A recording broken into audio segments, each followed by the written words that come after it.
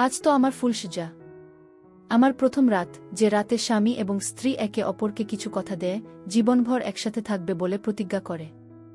আমি এখনো পর্যন্ত আমার বরকে দেখিনি। কিছুটা তো আমাদের বংশের নিয়মকানুন ছিল যে বিয়ের আগে মেয়ে আর ছেলে একে অপরের ছবিও দেখবে না। শুধুমাত্র ছোট বোনের থেকে শুনেছিলাম যে আমার বর ভীষণ মিষ্টি, আর তাই নিজেই মনের মধ্যে স্বপ্নের মায়াজাল বুনতে শুরু করেছিলাম। এজন্য এই রাতের অপেক্ষা না জানি আমার কবে থেকেই ছিল। আর যখন আমাকে এনে এই ঘরে বসানো হলো, তখন আমি একটু ভিজছিলাম। কিন্তু 4 ঘন্টা অপেক্ষা করার পর আমার কোমরে ব্যথা হতে লাগল। বরং অপেক্ষা করে করে তো আমার সব স্বপ্ন শেষই হয়ে যাচ্ছিল যেন।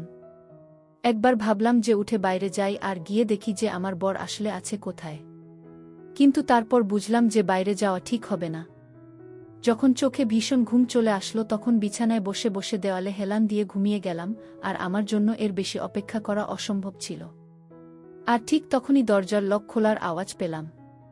আমি ঘাবড়ে গিয়ে উঠে চোখ খুলে দেখতে লাগলাম, কিন্তু ঘরের মধ্যে ভীষণ অন্ধকার ছিল। আমি ভয় পেয়ে জিজ্ঞাসা করলাম, কে?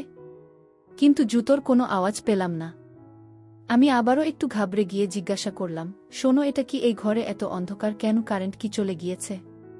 আমি এক নিঃশ্বাসে অনেকগুলো প্রশ্ন করে ফেললাম। তখনই একজন পুরুষের গলা শুনতে পেলাম। সে বলল, আমি তোমার স্বামী। আমি শুধু এটুকুই শুনতে চাইছিলাম, আর সেটা শোনার সাথে সাথেই আমার হৃদয়ের স্পন্দন আরও বেড়ে গেল। যখন কিনা আমি জানতাম ওই সময় আমার ঘরে আমার বর ছাড়া আর কেই বা হতে পারে। আমার বরের আওয়াজ শুনে আমার সমস্ত ক্লান্তি যেন ওখানেই শেষ হয়ে গেল। এবার আমার একটু লজ্জা পেতে লাগল। কিন্তু একটা বিষয়ে আমি অবাক ছিলাম, যে আমার স্বামী ঘরের মধ্যে আলো বন্ধ করে এত অন্ধকার কেন করে রেখেছে। আমার কাছে এই ব্যাপারটা একটু অদ্ভুত বলে মনে হলো। যদি লাইট চলে গিয়েও থাকে তাহলে তো মোমবাতি বা টর্চ ঘরের মধ্যে নিয়ে আসতে পারত। আমি চোখ বড় করে দেখার চেষ্টা করতে লাগলাম। আর ঠিক তখন আমি একটা পুরুষের ছায়ার মতো দেখতে পেলাম, যে কিনা আমার দিকে এগিয়ে আসছিল বলে আমার মনে হলো। আমার স্বামী আমার সামনে এসে বসে পড়ল আর বলতে লাগল, আমাকে ক্ষমা করবে। বাইরের সমস্ত বন্ধুদের মধ্যে গল্প করতে করতে সময় বুঝতে পারিনি। তুমি তো জানো যে এরকম সময় বন্ধুরা কোথায় ছাড়তে চায়। তুমি অনেক ক্লান্ত হয়ে গেছ। আমার মনে হচ্ছে তোমার ঘুম প্রয়োজন। বাকি কথা আমরা কাল বলবো। আমার বর কথা বলার সময় অনেকটা তোতলাচ্ছিল। তার মুখ থেকে তো তোতলানোর শব্দগুলো পর্যন্ত ঠিক করে বের হচ্ছিল না। এর মানে এটা একদমই নয় যে তার তোতলিয়ে কথা বলার রোগ ছিল। সে তো এমনভাবে কথা বলছিল যে যেন আমাকে দেখে সে লজ্জা পাচ্ছিল। পুরুষ হয়েও তার এরকম লজ্জা করে করে কথা বলা আমায় কিছুটা হলেও চিন্তায় ফেলে দিল। তারপর মনে পড়ল যে ছোট বোনও বলেছিল যে দিদি, তোমার হবু বর বেশ লাজুক। আমি আমার বরকে জিজ্ঞাসা করলাম, তুমি ঘরের মধ্যে অন্ধকার করে দিয়েছ কেন? তুমি কি আমায় দেখতে চাও না? এটা স্বাভাবিক ব্যাপার যে বিয়ের রাতে একটা বউ তার বরের জন্যই সাজে তৈরি হয়, যাতে তার স্বামী তাকে দেখে তার প্রশংসা করে। আমার কথা শুনে আমার বর কিছুক্ষণ চুপ করে রইল। আমি তো তোমাকে মন ভরে দেখে নিয়েছি যখন তোমাকে আমার কাছে বসানো হলো। তুমি ভীষণ সুন্দর। আর আমাদের এখানে একটা রীতি আছে। আমার উপর কেউ জাদু করেছিল যাতে আমার বিয়ে না হওয়া, এই জন্য পুরোহিত বলেছিল যে তোমাকে কিছুদিনের জন্য রাতের অন্ধকারে বউয়ের কাছে যেতে হবে। এই কথাটা আমার বড় অদ্ভুত লাগল। কিন্তু ওই সময় আমি ওই কথাটাকেই সত্যি মেনে নিলাম। কেননা প্রথম রাতেই আমি কোনো তর্কের মধ্যে যেতে চাইনি। সেই রাতে ঘুমানোর জন্য আমি বিছানায় শুয়ে পড়লাম। আমার স্বামী তার আগেই শুয়ে পড়েছিল। মনের মধ্যে একটা আশা ছিল যে নিজের বরের মুখ দেখতে পাব। কেননা সে আমার বর বলে কথা। যখন সে বিয়ে করতে আমাদের বাড়িতে আসে তখনও তাকে আমার কিছু নিয়ম আর কারণবশত দেখা হয়ে ওঠেনি। রাত তো এভাবেই কেটে গেল। আমি ভাবলাম যে চলো ঠিক আছে, রাতটা কেটে যাক। কয়েক ঘন্টার ব্যাপার। সকালবেলা উঠে আমি আমার বরকে দেখব। আমি বরের কাছে শুয়ে পড়লাম। সকালে যখন আমার চোখ খুলল আমি আস্তে আস্তে বিছানা থেকে অন্যদিকে ঘুরে তাকালাম। তখন আমি চমকে গেলাম, কেননা বিছানায় সে ছিলই না। আমি ঘরের বাইরে বেরিয়ে গেলাম। বাইরে এসে দেখলাম তখন আমার শাশুড়ি চিন্তায় বসেছিল। আমাকে দেখে তার মুখে হঠাৎ করেই হাসি চলে আসলো। কিন্তু সে কিছু মুখে বলতে বলতে ইশারা করে আমাকে তার কাছে ডাকলেন। আমি যখন তার কাছে গেলাম তিনি এদিকে ওদিকে দেখতে লাগলেন। আমি শাশুড়ির কাছে গেলাম, তখন তিনি সাথে সাথে আমাকে ফু দিলেন। মনে হয় তিনি কোনো মন্ত্র পড়ছিলেন, আর তিনি আমার জন্যও মন্ত্র পড়ছিলেন। তিনি এরপর আমাকে ফু দিলেন। এটা দেখে আমার বরের কথা মনে পড়ে গেল। বোধহয় সেটা আমার আর আমার বরের জন্যই ছিল।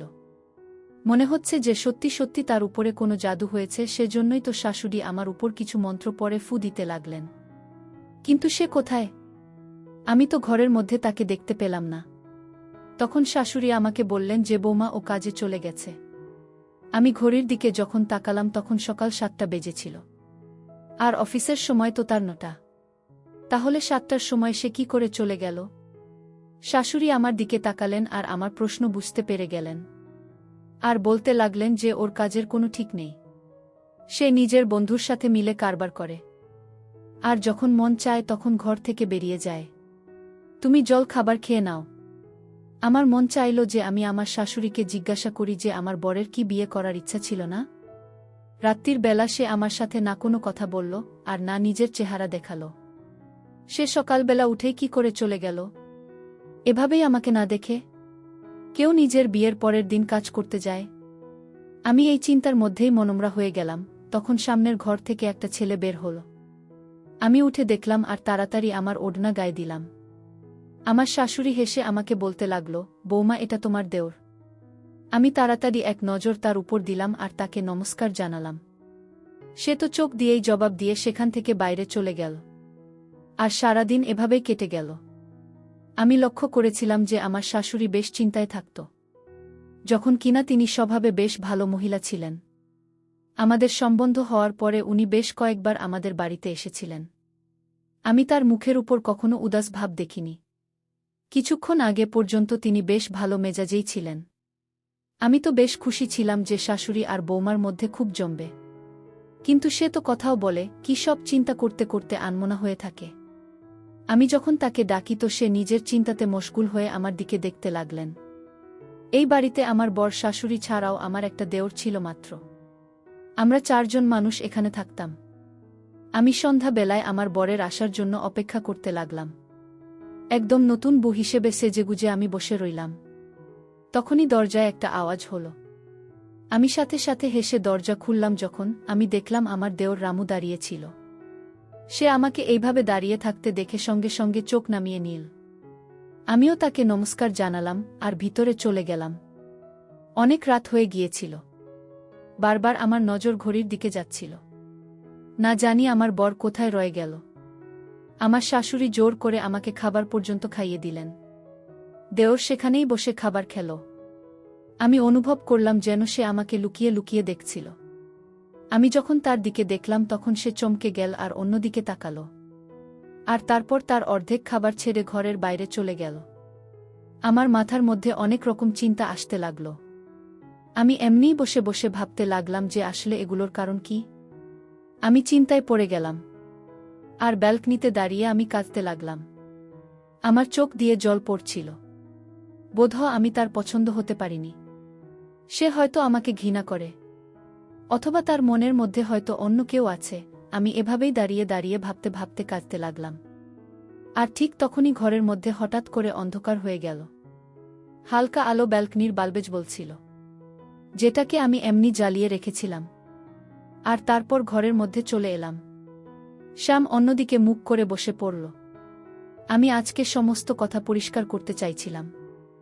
এই জন্য বিনা কিছু জিজ্ঞাসা করে বরের কাছে গিয়ে পাশে গিয়ে বসে পড়লাম। আমার কাঁধ আমার বরের কাঁধের সাথে স্পর্শ করল। তখন সে বিনা কিছু ভেবে বা চিন্তা করে দূরে গিয়ে বসে পড়ল, যাতে আমার শরীর তার সাথে স্পর্শ না করে। আমি আমার বরকে প্রত্যেকটা কথা জিজ্ঞাসা করতে চাইছিলাম যে আসলে সে আমার সাথে এরকম কেন করছে। আমি এরপর আবার একবার বরের দিকে তাকালাম। আর ভয়ে ভয়ে আমার বরের হাত ধরলাম। আমার হাত অনুভব করার সাথে সাথে শ্যাম নিজের হাত ছাড়িয়ে উঠে দাঁড়িয়ে পড়ল। অন্যদিকে মুখ করে বসে বলতে লাগল, বলার আছে তাড়াতাড়ি বল। আমি ভীষণ ক্লান্ত, আমার ঘুম পাচ্ছে। আমার বরের কথায় আমার চোখে জল চলে এলো।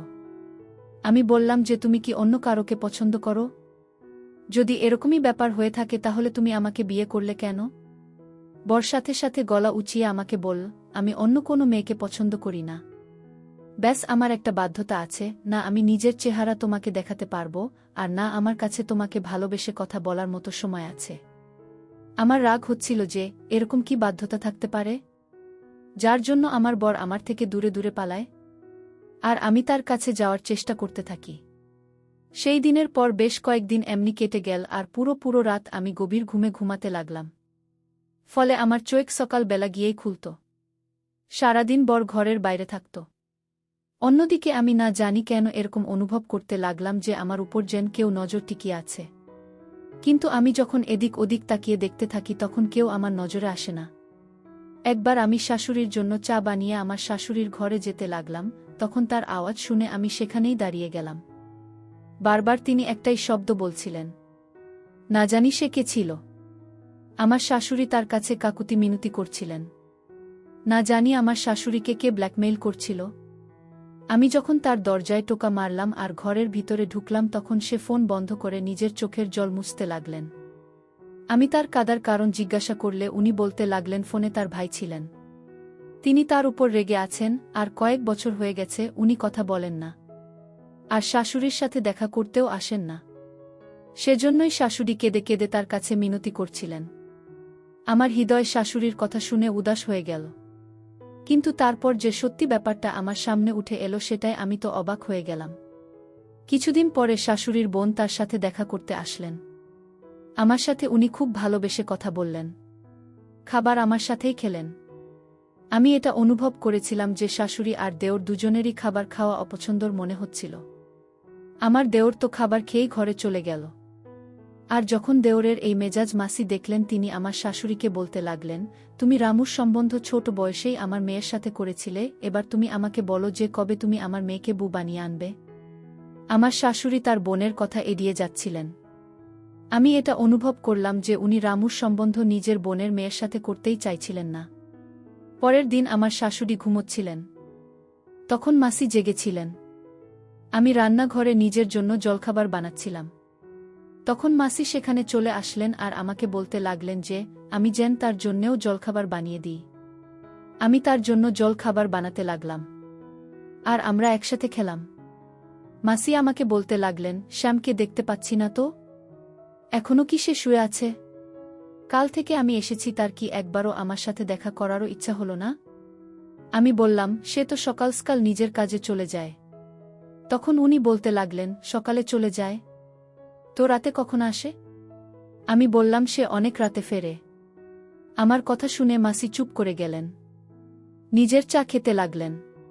আমার মাথার মধ্যে হঠাৎ করেই শাশুড়ির ভাইয়ের খেয়াল আসলো। তখন আমি তার কথা বলতে লাগলাম। আমি বললাম, আপনার ভাই কিসের জন্য এত রেগে আছেন যে রোজ আমার শাশুড়ি তার কাছে কাকুতি মিনতি করতে থাকেন? উনি নিজের বোনের উপর একটু নরম হন না কিসের জন্য? আমার কথা শুনে মাসি তো অবাক হয়ে গেলেন। বলতে লাগলেন, কোনো ভাই? আমাদের তো কোনো ভাই নেই, মাত্র 2 বোন। কথাটা শুনে তো আমি আকাশ থেকে পড়লাম। যদি আমার শাশুড়ির কোনো ভাই নাই থাকে তাহলে সে কেঁদে কেঁদে কার কাছে কাকুতি মিনতি করেন? যে সে যাতে ফিরে আসে, যে একবার যাতে তার সাথে দেখা করে নেয়। মাসিও আশা ছেড়ে দিয়েছিলেন। আর আমার শাশুড়িও হঠাৎ বলতে লাগলেন যে রামু ওই মেয়েটিকে বিয়ে করতে চায় না। আমি জিজ্ঞাসা করলাম, কেন? তখন তিনি বলতে লাগলেন, তার ইচ্ছাই নেই। আমি বললাম, যে যদি তার ইচ্ছা না হয়ে থাকে তাহলে সে এত বছর ধরে সেটা জানায়নি কেন? প্রথমেই তো তার না বলে দেওয়া উচিত ছিল। আমার শাশুড়ি বলতে লাগলেন যে এই কথাটা উনি রামুকেও বলেছিলেন। তিনি আরও বললেন যে আমি আমার 2টো ছেলের জন্য ভীষণ দুঃখী হয়ে গিয়েছি। ওরা নিজেরাই নিজেদের মর্জির মালিক। এটা বলতে বলতে উনি কাঁদতে লাগলেন। আর আমি তাকে চুপ করাতে লাগলাম। বিরক্ত তো আমিও আমার বরের থেকে হয়ে গিয়েছিলাম, এজন্য আমি ঠিক করলাম যে আমি ওনার সামনে আছি হয়তো, সেই জন্য উনি হয়তো আমাকে গুরুত্ব দিচ্ছেন না। আমি কিছুদিনের জন্য নিজের বাবার বাড়ি চলে যাই, যাতে সে আমার কদর করতে পারে। এই জন্য একদিন যখন আমার মন ভীষণ অস্থির হয়ে উঠল তখন আমার শাশুড়িকে আমি জিজ্ঞাসা করলাম আর চলে গেলাম। আর ভাবলাম যে এবার আমি আমার মাকেও গিয়ে জিজ্ঞাসা করব যে কিরকম লোকের সাথে আমার বিয়ে করিয়েছ, যে এখনো পর্যন্ত নিজের চেহারাও নিজের স্ত্রীকে দেখায়নি। কিন্তু আমি তো এটা জানতাম না যে ওখানে পৌঁছানোর পর আমি কি ভীষণ জোরদার একটা ধাক্কা খেতে চলেছি। যখন বাড়িতে পৌঁছালাম তখন একটা কুরিয়ার আসলো। সেটা আমাদের ঘরের বাইরে ছিল। আমি তাকে বললাম, কার পেপার এসেছে? তখন সে অদ্ভুতভাবে আমাকে দেখতে লাগল। সেই কাগজে তো আমারই নাম লেখা ছিল। যখন আমি খুললাম ভেতরের যে কাগজ ছিল সেটা পড়ে আমার পায়ের তলা থেকে মাটি সরে গেল। আমি বাবার বাড়িতে গিয়ে আমার নিজের ঘরের ভেতর চলে গেলাম আর আমি মাথা খাটিয়ে বুঝতেই কাটিয়ে দিলাম যে এবার বোধহয় সব কিছু শেষ হয়ে গেছে। বিয়ের নামে আমার সাথে কোনো খেলা হচ্ছিল। যে কাগজগুলো আমার হাতে ছিল সেগুলো সত্যিই যখন আমি জানতে পারলাম আমি অবাক হয়ে রয়ে গেলাম। সারাদিন আমি ঘরের মধ্যেই বসে রইলাম। আমি আমার ছোট বোনকে বললাম যাতে সে আমাকে আমার বরের ছবি দেখাতে পারে যেটা সে বিয়ের সময় তুলেছিল। কেননা আমি তো এখনো পর্যন্ত আমার বরের মুখও দেখিনি। আমার বোন আমায় একটা ফটো দেখালো, যেটা খাবার খাওয়ার সময় তোলা হয়েছিল। আমি ছবি দেখলাম, আমার বর ভীষণ সুন্দর এবং কম বয়সী ছেলে। বাড়িতে আমি কোনো কথাই আমার বলতে চাইছিলাম না। আমি কিছুদিন পরে আবার শ্বশুরবাড়িতে চলে আসলাম। এবার সত্যিটা সবার সামনে আনা জরুরি হয়ে পড়ল। রাত্রিবেলা আবার সেই লোকটা আমার ঘরে আসলো, যে গত 1 মাস ধরে আমার বর হয়ে আমারই ঘরে ছিল, আর সকাল হতেই সে ঘর থেকে চলে যেত। একে ছিল যে আমার মন মানসিকতার সঙ্গে খেলা করছিল। এরপর থেকে আমি নিজেই চাইছিলাম যে সে যেন ঘরের বাইরে চলে যায়। কেননা এখন আমি জেনে গিয়েছিলাম যে সে আমার বর ছিলই না। তাও আমি সত্যিটা জানার জন্য তাকে জিজ্ঞাসা করলাম যে আমি যখন বাবার বাড়ি গেলাম তুমি আমাকে কতটা মনে করেছ? আমার প্রশ্ন করায় সে ঘাবড়ে গেল আর বলতে লাগলো, তুমি আমার স্ত্রী, আমি কি করে তোমাকে ভুলতে পারি? আমি বললাম, আমি তোমাকে দেখতে চাই। আমি আজ বিয়ের ছবিতে তোমাকে দেখেছি। ওটা আমার বোন তুলেছিল, এজন্য আমার মন চাইছে যে আমি তোমাকে দেখি। আর এমনিতেও 1 মাস হয়ে গেছে। এবার আমি তোমাকে দেখব। আমি কোনো এসব জাদু ইত্যাদিতে বিশ্বাস করি না, এবার তুমি নিজে লাইট জ্বালাও, না হলে আমি জ্বালাই। সে বলতে লাগলো, আমি আগেও তোমাকে বলেছি যে আমার চিকিৎসা চলছে। আর তুমি এই চিকিৎসার কে সত্যি ভাবো বা মিথ্যে, কিন্তু আমি এই চিকিৎসা না করিয়ে নিজেকে তোমার সামনে নিয়ে যাব না। আর যদি তুমি এরকম ভাবে আমাকে বিরক্ত করো তাহলে আমি আজকের পরে তোমার ঘরেও আসব না। এটা বলে সে ঘরের বাইরে চলে গেল। আমি পরের দিন তাকে আর কিছু বলিনি। সে আবার আমার ঘরে এসে শুতে লাগল। কিন্তু সে শুতেই আমি সোফায় গিয়ে শুয়ে পড়তাম। আমি ভাবতাম যে কবে এমন রাত আসবে যখন আমি ওই লোকটার সত্যিটা সবার সামনে নিয়ে আসব। পরের দিন আমি আমার কাজের মেয়েকে বাড়িতে থাকতে বললাম। আমি তাকে বললাম যে আমার শরীর ঠিক নেই। রাতে আমি দুধের মধ্যে ঘুমের ওষুধ মিশিয়ে কাজের মেয়েটিকে খাইয়ে দিলাম। আর তারপর তাকে আমার বিছানায় শুইয়ে দিয়ে আমি লুকিয়ে গেলাম। আমি সেখানে লুকিয়ে পড়লাম যেখানে ঘরের লাইট জ্বালানোর সুইচ ছিল। রাতে অনেকক্ষণ পরে সেই লোকটা আমার ঘরে আসলো আর বিছানার অন্যদিকে বসে পড়ল। আমি ঠিক তখনই লাইট জ্বালিয়ে দিলাম। আর যখন আমি সেই লোকটাকে দেখলাম আমার তো হুঁশ উড়ে গেল। তাহলে কি গত 1 মাস ধরে আমার ঘরে সেই ছিল? সে আমাকে অবাক হয়ে দেখতে লাগল। আমি বললাম, তোমার লজ্জা করে না? তুমি আমার ঘরে এরকম ভাবে আসা যাওয়া কর? সে কোনো উত্তর করল না। আমি সেই পেপারগুলো আলমারি থেকে বের করলাম আর তার মুখে ছুঁড়ে মারলাম। আর কাঁদতে লাগলাম। কারণ সেগুলো ছিল ডিভোর্সের পেপার, যেখানে একটা চিঠিও ছিল। যে চিঠিতে লেখা ছিল আমি অন্য কোনো মেয়েকে বিয়ে করতে চাইছিলাম, কিন্তু আমার মা জবরদস্তি আমার সম্বন্ধ তোমার সাথে ঠিক করে। আমি হাজার বারণ করার পরও আমার বিয়ে তোমার সাথে করিয়ে দেয়। আর এই জন্য আমি বিয়ের রাতেই পালিয়ে গিয়েছিলাম। আর এবার আমি তোমাকে ডিভোর্স পেপার পাঠালাম, যাতে তোমার ইচ্ছায় তুমিও এবার বিয়ে করতে পারো। তখন তো আমার মাথা ঘুরতে শুরু করে দিয়েছিল যখন শুনলাম আমার বর প্রথম রাতেই পালিয়ে গিয়েছিল। আমার ঘরে যে আসতো যেত সে আমার দেওর ছিল। আমি জানতে পারলাম আমার দেওর এতদিন আমাকে ঠকাচ্ছিল। আমি তার কলার চেপে ধরে নাড়িয়ে তাকে জিজ্ঞাসা করলাম যে সে আমার সাথে এরকম কেন করল। তখন সে বলতে লাগল, আমি আজ পর্যন্ত তোমার সাথে এমন কিছু খারাপ করিনি যার জন্য তোমাকে বা আমাকে লজ্জায় পড়তে হতে পারে। আমি যা কিছু করেছি আমার মায়ের বলাতে করেছি। কেননা শ্যাম দাদা বিয়ে করে প্রথম রাতেই পালিয়ে গিয়েছিল। তাই মা ভয় পাচ্ছিল যে এই কথাটা যদি চারদিকে ছড়িয়ে যায় তাহলে কি হবে। এই জন্য আমি ঘরে আসতে যেতে থাকতাম যাতে তোমার কোনো সন্দেহ না হয়। আর পুরো কথাটা বন্ধ ঘরের মধ্যেই থেকে যাবে। কিন্তু আমি তোমার সাথে কোনো ভুল কাজ তো করিনি। আমি এবার বললাম, তোমার দাদা আমাকে ডিভোর্স দিয়ে দিয়েছে। এই জন্য আমার এই ঘরের সাথে এই বাড়ির সাথে কোনো সম্পর্ক নেই। আমি পরের দিনই আমার বাবার বাড়ি চলে গেলাম আর সমস্ত কথা আমার বাড়ির লোককে বলে দিলাম। কিন্তু কয়েক মাস পর আমার শাশুড়ি আমাদের বাড়িতে আসেন। তিনি আমার পরিবারের সদস্যদের কাছে ক্ষমা চাইলেন এবং রামুর সাথে আমার সম্পর্কের জন্য জিজ্ঞাসা করতে শুরু করলেন। তিনি বলতে লাগলেন, এখন আপনাদের মেয়েকে বিয়ে দিলে ভালো সম্বন্ধ পাওয়া একটু মুশকিল হবে। দোষ আমার ছেলের নাকি আমার, তার থেকে বড় কথা হলো, আপনার মেয়েকে কেন শাস্তি ভোগ করতে হবে? আমি শ্যামকে ফিরে আসার জন্য অনেক অনুরোধ করেছিলাম, কিন্তু সে আসেনি। আমার বাবা মা আমাকে রামুর সাথে বিয়ে দিয়েছেন। একটা কথা বোধহয় ঠিকই বলা হয়, একজন নারীর ঘরকে যেমন ধ্বংস করে তেমনি একজন নারী তাকে আবাদও করে। ধন্যবাদ বন্ধুরা।